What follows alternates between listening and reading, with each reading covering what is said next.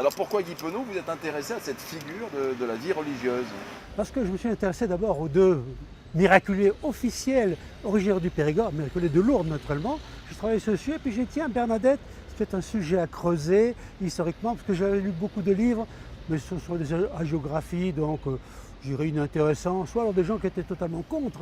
Alors moi je voulais faire un livre historique, en tant qu'historien, retracer la vie de cette jeune fille, depuis son origine, depuis Lourdes, jusqu'à Lisieux, où elle a terminé sa vie. Et elle est passée à Périgueux. Les deux seuls endroits où elle a dormi en dehors des Pyrénées et Nevers, c'est Bordeaux et Périgueux. C'est quand même extraordinaire d'être passé dans cette ville-là.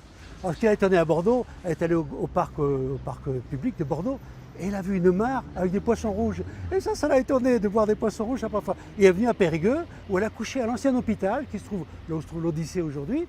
Elle a dormi une nuit à Périgueux, elle a vu les sœurs et les religieux de Périgueux. Elle a raconté une nouvelle fois, comme elle avait fait des dizaines de fois, comme on le fera encore une dizaine de fois, les apparitions de Lourdes. Et donc elle est rue du Plantier aussi, où se trouvait la chapelle des Sœurs de Nevers. Donc elle a dormi donc à Périgueux, c'est extraordinaire. Alors après ce travail assez considérable, à 500 pages sur Bernadette Soubirous, qu'est-ce que vous retenez en gros de son parcours, de cette vie, vie de sainte? C'est une vie quand même assez particulière. C'était une très jeune fille lorsqu'il y a eu les premières apparitions.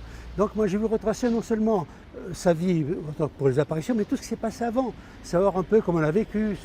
Dans une famille pauvre, c'est une jeune fille illettrée qui ne parlait que bigourdon, hein, le langage du coin là-bas.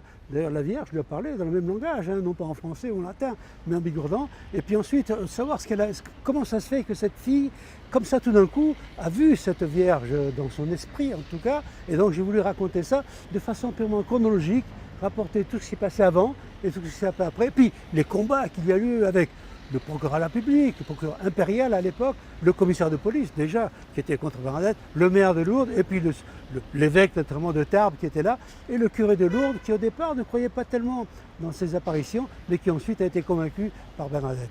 Ça a bien arrangé l'Église, parce que l'Église avait envie de vendre la Vierge Marie. Alors il faut dire qu'à cette époque-là, est sorti le dogme de l'Immaculée Conception.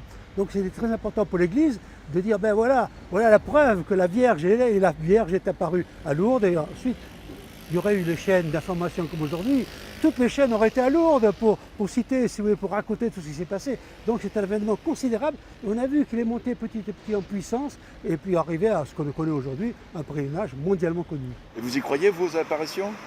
Alors moi je ne donne pas mon point de vue, je suis un historien, je dis simplement ce qui s'est passé, je raconte les faits tels qu'ils sont, et puis ensuite à chaque lecteur de se faire juge de ce qui s'est passé à Lourdes.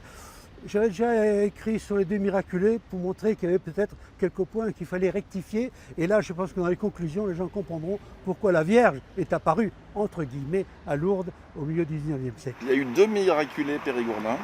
Deux jeunes femmes qui sont originaires du Périgord et qui sont reconnues officiellement comme miraculées. Il n'y en a pas beaucoup, hein. Il y en a à peu près 180 en tout dans le monde qui ont été reconnues comme miraculées, dont deux périgourdines. Elles ont retrouvé la vue, elles ont retrouvé...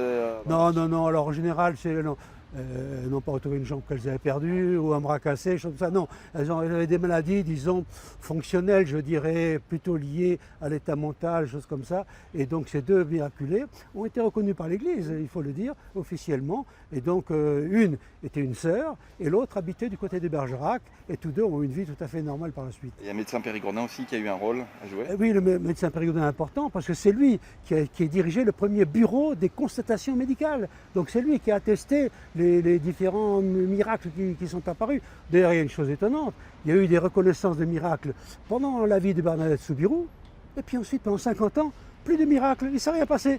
Et puis ensuite, de nouveau, lorsqu'il y a eu la période de tension entre l'Église et l'État au début du XXe siècle, les miracles ont recommencé, et quelques miracles ont été reconnus depuis même tout dernièrement encore.